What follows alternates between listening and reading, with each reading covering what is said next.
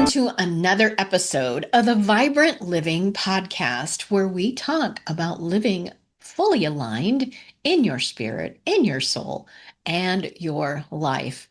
I am your host, Donna Tashjian, and the founder of Vibrant Living International. Recently, we gathered for Fortified. It was a one-day event of women rising in authority, ease, and joy.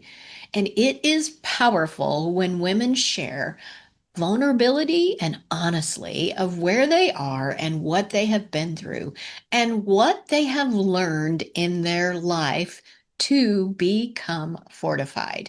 Today, in this episode, you get to hear from Andi Buerger, and her story carries deep pain but hope. She shares what it was like to move from survival and trauma into healing joy and discovering God's strength in places where she once felt broken and unsafe. Her message is called Living Joyously Today, God's Fortress Within. So let's listen to Andi's story. Hi, I'm so excited to be part of Fortified, and thank you, Donna, for putting this all together. I love talking about joy, and I love talking about the things that help us get there. But sometimes life isn't so joyful. Life isn't something where we feel safe, where we feel like, everything's going great, right? And I had a childhood friend, let's just call her Jean.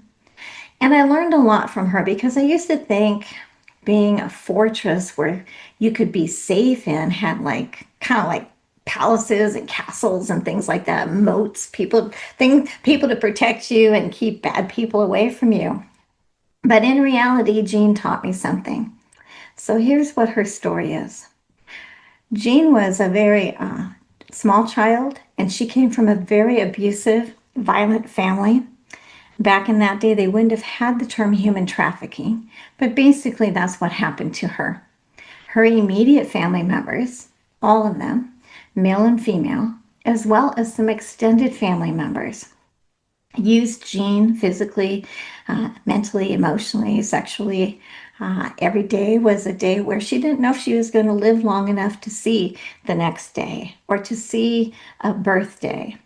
One of her first memories of her mother was being chased around the house by someone holding a butcher knife because she had the audacity to put her little tiny hand on the wallpaper. And so her mother chased her, and she thought for sure at the age of 3 she was going to be cut up and die that night. Not a great way for a toddler to have to grow up. Fast forward to her 5th year of life. Things were so bad. No one heard the screams. No one heard the cries. And she didn't know what else to do. So she decided that she would go and take matters into her own hand. And she went to the curb of her house. And she waited for a car to be coming fast enough. She hoped that if she could jump in front of that car, then she would be dead and no one could touch her. No one could hurt her. She wouldn't be taken places she didn't want to go and touched by people she didn't want to be touched by. But as she waited on that curb, no cars were coming by that day, which was very unusual. So Jean looked into this huge blue sky. And as she looked at it, she wondered, wow, how big does this sky go? It's so blue, it's so beautiful. Is there somebody out there that's bigger than the people hurting me? Because she just wanted to be at peace. And as she sat there pondering this, life issue, she heard this voice within her heart that said, "This is not the plan I have for you. Suicide is not the answer." Now, Jean didn't know anything about suicide. She wouldn't have known that word. She didn't really understand that voice, but she trusted it. Something inside her made her feel like, wow, somebody knows I'm here. Somebody has a plan for me.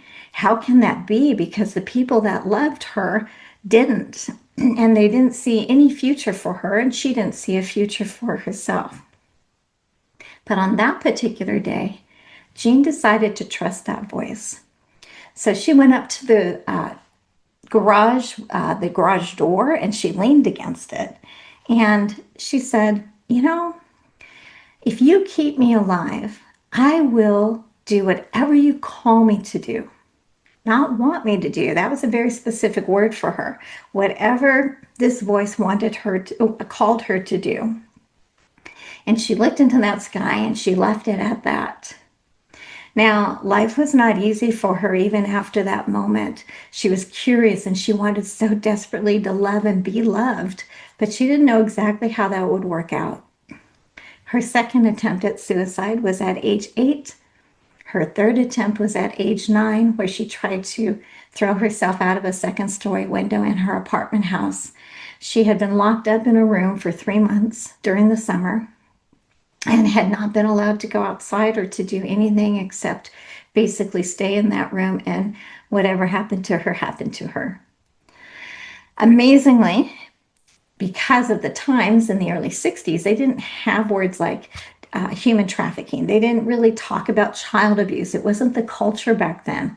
But in Jean's case, nobody knew because she was taken to school. She went to school. She had to act normal, which is very difficult.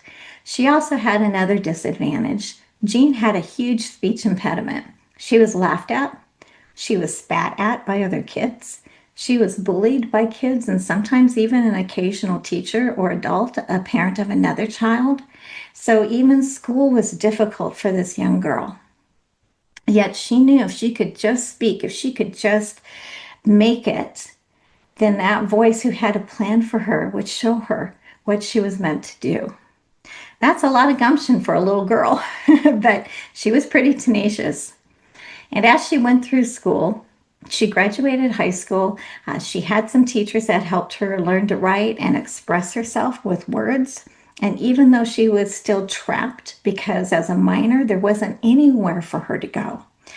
Even if she wanted help, she couldn't get help like counseling because she would have to bring her parents, and that just wouldn't work. But yet, on that one night when she was 17, her birth mother tried to kill her again by choking her to death. And in that moment, Jean really thought she was going to die that night for sure. The only decent thing her birth father did was pull the mother off of her in time for Jean to gasp enough breath to lay down and wonder if this was all there was in her life.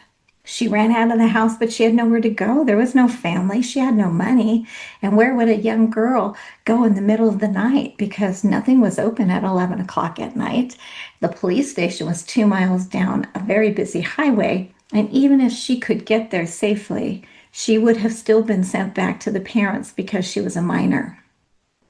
So Jean had to crawl back into that home and endure the rest of her time there until she could get to college. But once she did get to college, she finished early, and then she took a year off to work. And she decided she would put herself through law school because she wanted to help other kids that were like her. She didn't have a lot of emotional maturity, but she was definitely capable intellectually to do a lot of different things. Now, you might be asking, well, how do you know so much about this girl? Well, my middle name is Jean, and I was that girl all those years ago. And I tell that story that way because we need to understand that life isn't always easy. Life isn't always going to be perfect for us, but yet we do know as believers that this is the day that the Lord has made. Let us be glad and rejoice in it. I didn't have a lot of things to be glad at or be glad for, but somehow I knew as I grew in my relationship with Jesus, as I grew in my relationship with God the Father, when I came to forgive. I know, hard to say that. I came to forgive through His grace every predator that had been in my life because He asked for it. That's all He asked, was to be obedient, to be willing. And that alone brings joy because when we're willing, God can use us. God can do so much with junk, with bad stuff, not just good stuff. We think that everything has to be happy when we're believers. But He gave me 3 words: living joyously today. And for the better half of or second half of my current life, I hope there's more. I have tried to live by those words, because here's the thing. First of all, living is an active verb. It's something we're doing. It's something we're committed to. It's something we want to continue doing, but we want to do it well, most of us. We don't just want to glide by. Living is an action, so that we have to be in an active relationship with Jesus in order for it to be a thriving relationship with Jesus. And when we thrive, we have joy, we have impact on those around us. So the first part of living is to make that choice. I'm going to do this. I may not be perfect at it, but I'm going to choose every day, one, to find joy, because it is the day the Lord has made. And two, to live that joy by knowing Him, communing with Him, and learning from Him how to be what He has designed me to be. The second part of that is today. Now, most people, yeah, today, tomorrow, yesterday. No, today is key, because today means right now, this minute, this moment is what counts. So no matter what news I get today, I can still find joy if I'm committed to looking for it. It could be a small joy, maybe the giggle of a baby, or maybe something silly on TV, or maybe somebody helping another person at a grocery store. There are all kinds of joys in life, even when there are cancer diagnoses, even when somebody we love passes from this life, even when we have lost a child, even when we have things that are so tumultuous, divorces and all kinds of illnesses, all those things, we still have today. We're not guaranteed tomorrow. I don't know about you, but on my birth certificate, it does not say, oh yeah, you're going to have this many days and people will love you and life will be fair. If you have one of those, let me know. But what we are talking about basically is today is the moment that we are in right now. How are we exuding? How are we putting that joy out to others? Even when we don't feel good, even when, I haven't slept because the baby cried all night. Yet today is all we have. And today could be the one day that your joy, your choice to live joyously, may help save someone else's life or someone else's perception of themselves. So when we do that, we then come to living joyously today as a lifestyle, as a leadership style. Imagine, instead of keeping people out like the castles did, all the barriers and the stinky moats and everything, what if our joy was contagious? What if we actually said, oh my gosh, everything has gone wrong today, but you know what? I love you, Lord. Or I'm going to go and buy a candy bar for somebody, or I'm going to go do something unexpected and anonymously. Or maybe I'm going to write that thank you note instead of just text somebody, hey, thanks for helping me. And I'm going to put a little more effort into it, because you'd be surprised how important a written note or something special that's not just electronic or AI generated. So when we are talking about living joyously today, not only does that give us energy, but it also allows us to rest, because we can rest in the fact that no matter how hard, how humiliating, how devastating, how sideways the day is or the world is, there is still joy, because the Lord made that day. And so we are living His legacy, His sacrifice for us. And for me, I have a lot of challenges. I have multiple autoimmune issues. I've had 11 traumatic brain injuries now and over 20 concussions in my lifetime. I have had 2 silent heart attacks. I've had a lot of metal put in my body to repair joints and to have different things corrected. And so I've lost my adoptive family. I was adopted as an adult. And basically because my friend looked like me and they thought we were sisters, most of the people around us. And it was kind of a joke. Hey, wouldn't it be fun if your parents adopted me? And they did. And it was awesome because they wanted me to have a family to bring my husband home to. And that is something extraordinary. So I really enjoyed them and I wish they were still here. But in 22 months, I lost both my sisters and my adoptive mom and my adoptive dad. And I call them my parents because they truly were for those 12 years of my life. They're what inspired my husband and I to start a shelter and rescue over 300 plus kids in our lives.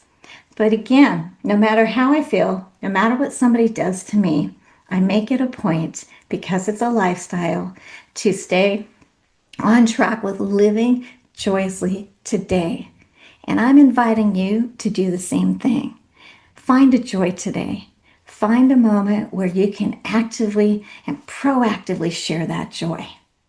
And when you do, you're going to find that that fortress within you, which is God's strength, when it's God's love pouring out of you, that is impenetrable.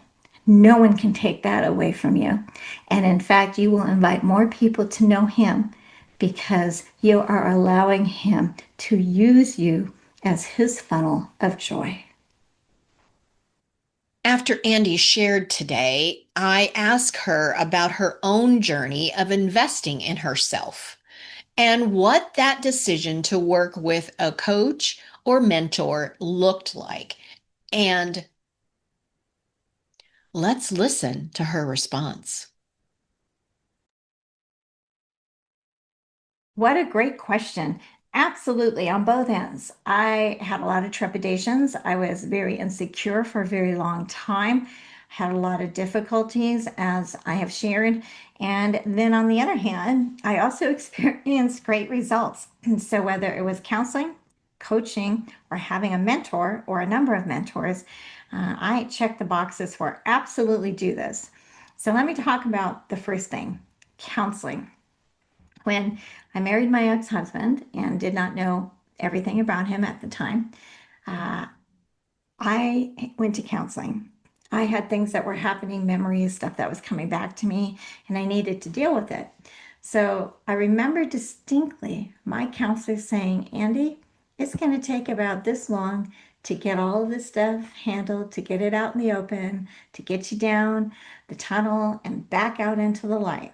She said, and if we don't, one of two things is happening. Either I'm not doing my job or you're not doing the work. Wow, I'm not doing my job or you're not doing the work. And that has stayed with me for decades because it's true. So many times we want answers, we want advice, and yet, well, but okay, I don't want that, I don't want to do that, that's too uncomfortable. So we have a lot of objections even though we say we're seeking that counsel or that help. So highly believe in one, finding a great counselor. It doesn't have to be from your church. It can be someone. My counselor happened to be someone who had a different faith, but she embraced the fact that I was a faith-based person, and so we were able to talk about those things. When I finally moved on a little bit in the world, I did have mentors. I had a lot of great business mentors. I worked for a lot of CEOs, a lot of companies long before I got into corporate training and some of the other communications things that I've done. And I would watch the CEOs, and if they said, hey, Andi, can you get me a cup of coffee or whatever? I didn't care. I'd go get the coffee because no matter what was happening, I was engaged with them and I was learning from them every single day, even though some other folks in our office or in the offices would be like, well, we're not going to get the coffee. We're not, secretaries like that. And I'm thinking, well, fine, I'm going to go get it because, that's what they want. And I learned that when you watch people long enough, you learn a lot. So there's what I call self-mentoring, where you're doing it by observation. But then there's the other type of mentorship where you actually have someone you study under. When I began writing, I had a couple of mentors, and they really helped me with different perspectives. And as I look back, they helped me set the foundation for what I call a tribe or a council in my life. I still have that. 4 or 5 people, different industries, maybe different perspectives, different walks of life. But when I need to run something by an experienced business person, I can do that. And same with them. And we offer objective opinions. And sometimes we just come out with the truth, like, you are really missing the boat on this one, but in a nicer way. So I'm all for mentoring and having a counsel, people that you can talk to safely and that confidentially, and they get to share with you back and forth. And then lastly, on the coaching, absolutely. Coaching is amazing. And I have had that opportunity many times in my life. And then when things got a little trickier in life, I didn't do as much of that. But I'm so grateful for coaching in my life because that alone helps me recognize areas in my life that I may not be able to see myself. I don't have that 50,000-foot view of me. I can see that for other people, but sometimes it takes that other person, especially when you're in the battle, you're in the thick of things, and you haven't had a chance to come up for air. That's when a coach can truly be a lifesaver or a business saver or a family saver. And so, despite my hesitations, once I experienced positive counseling, positive coaching, positive mentoring, I was sold on it. And even in all of my corporate training, I would always recommend folks to definitely engage that way because at the end of the day, we don't know everything. We can't cover all the bases. And when you're not walking alone, it makes a huge difference. So I encourage anyone and everyone do it. So that's all I can say. But yeah, I'm so happy that I went out of my comfort zone and I experienced those things. And even though the first one was kind of to save my own life, the counseling part, at the end of the day, it cleared the path for God to do amazing things. And I'm so grateful. Andy brought two gifts for you at Fortified. One is a prevention packet for Voices Against Trafficking, and another is an inspirational music album called Broken Treasures. Both of them are available for you in my school community, as well as all the other speakers' gift. Grab your gifts today. You'll find the link below. Thank you for being part of the vibrant living community. You are loved, you are treasured, and you are valuable. I will look forward to talking to you soon, and I'll see you in the next episode. Bye for now.